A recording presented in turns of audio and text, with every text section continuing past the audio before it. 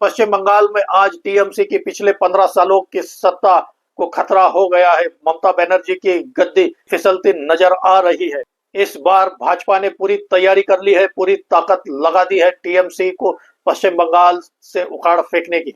आने वाले 3-4 महीने में पश्चिम बंगाल में चुनाव होने हैं और लगता है इस बार ममता बनर्जी का किला ढह जाने वाला है। एक तरफ पश्चिम बंगाल में एसआईआर हो रहा है और इस वजह से कई घुसपैठिए पश्चिम बंगाल छोड़कर भाग रहे हैं। दूसरी ओर टीएमसी के मुस्लिम विधायक हुमायूं कबीर ने भी टीएमसी छोड़कर वहां 6 दिसंबर को ही बाबरी मस्जिद की नींव रखी है। और अभी फिलहाल बांग्लादेश में हो रही हिंदू विरोधी घटना और खासकर दीपू चंद्र दास की जिस तरह से बांग्लादेश में हैवानियत से हत्या की गई, उसका असर पश्चिम बंगाल के चुनाव पर निश्चित रूप से पड़ना है। आज इन्हीं तीनों मुद्दों पर हम चर्चा करेंगे। इस वीडियो में आपसे अनुरोध है, मेरा यह वीडियो आखिर तक देखिए। अच्छा लगे तो इसे लाइक करें, शेयर करें और मेरे इस चैनल को सब्सक्राइब करें। नमस्कार दोस्तों, मैं राजेंद्र दाइमा आपका स्वागत करता हूं मुंबई टुडे लाइव चैनल में। दोस्तों, आप मेरे इस चैनल की मेंबरशिप भी ले सकते हैं।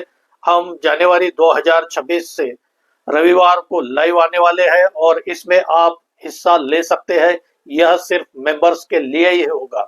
मई 2011 में ममता बनर्जी पहली बार पश्चिम बंगाल की मुख्यमंत्री बनी और उसके बाद लगातार पिछले 3 चुनावों में 2011, 2016 और 2021 में लगातार बड़ी जीत के साथ मुख्यमंत्री बनी हुई है। हालांकि 2021 में भी भाजपा ने काफी कोशिश की थी ममता बनर्जी के इस किले को ढहाने की, लेकिन फिर एक बार पश्चिम बंगाल की जनता ने टीएमसी पर भरोसा जताते हुए 2021 में भी ममता बनर्जी की टीएमसी को ही जीत दिलाई। अब आने वाले अप्रैल में 2026 में पश्चिम बंगाल में फिर से चुनाव होने हैं, लेकिन इस बार बड़ी तेजी से परिस्थितियां बदल रही हैं। पश्चिम बंगाल में एसआईआर स्पेशल इंटेंसिव रिवीजन चल रहा है। इस वजह से लाखों घुसपैठिए पश्चिम बंगाल छोड़कर भाग रहे हैं।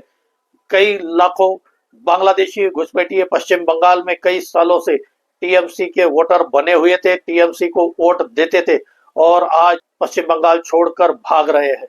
इसका निश्चित रूप से टीएमसी पर असर होगा। यह ममता बनर्जी भी जानती है और इसीलिए ममता बनर्जी एसआईआर का विरोध कर रही है। दूसरी ओर टीएमसी के मुस्लिम एमएलए हुमायूं कबीर, इन्होंने 6 दिसंबर को पार्टी छोड़कर बाबरी मस्जिद की नींव पश्चिम बंगाल में रखी है।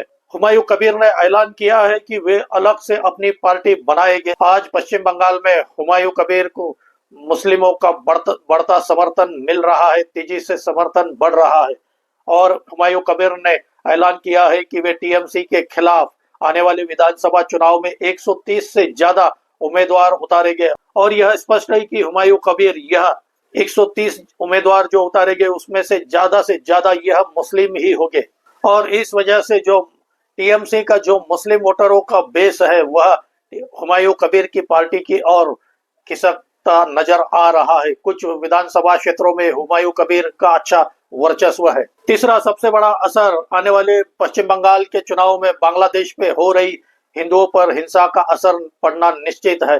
अभी कुछ दिन पहले ही बांग्लादेश में दीपू चंद्र दास की पीट कर हत्या कर दी गई। दीपू चंद्र दास को जिंदा जलाया गया। उसके बाद पश्चिम बंगाल सहित पूरे देश में बांग्लादेश के खिलाफ गुस्सा और कई जगह उग्र प्रदर्शन किए गए। बीजेपी ने दीपू चंद्र दास की हत्या का मुद्दा पश्चिम बंगाल में बनाया और कई जगहों पर उग्र प्रदर्शन किए गए। लेकिन खास बात है कि टीएमसी ने दीपू चंद्र दास की हत्या की निंदा नहीं किया, इसके विरोध में एक शब्द नहीं कहा। यह एक तरह से मुस्लिम तुष्टीकरण की नीति है और इसका नुकसान निश्चित रूप से आने वाले पश्चिम बंगाल के चुनाव में टीएमसी को उठाना पड़ेगा। जिस तरह से बांग्लादेश में हिंदुओं की मॉब लिंचिंग की जा रही है, हिंदुओं के खिलाफ हिंसाचार किया जा रहा है, इस वजह से पश्चिम बंगाल के चुनाव पर इसका असर पड़ना निश्चित है और बीजेपी निश्चित रूप से इस मुद्दे को आने वाले चुनाव तक पकड़ कर रखेगी और इसका प्रभाव पश्चिम बंगाल के हिंदू वोटरों पर पड़ना निश्चित है। और इसी वजह से पश्चिम बंगाल में आज टीएमसी की पिछले 15 सालों की सत्ता को खतरा हो गया है। ममता बनर्जी की गद्दी फिसलती नजर आ रही है। इस बार भाजपा ने पूरी तैयारी कर ली है, पूरी ताकत लगा दी है टीएमसी को पश्चिम बंगाल से उखाड़ फेंकने की।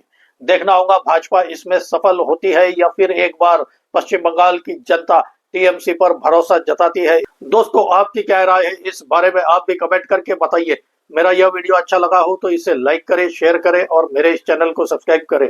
आज यही रुकते हैं। धन्यवाद।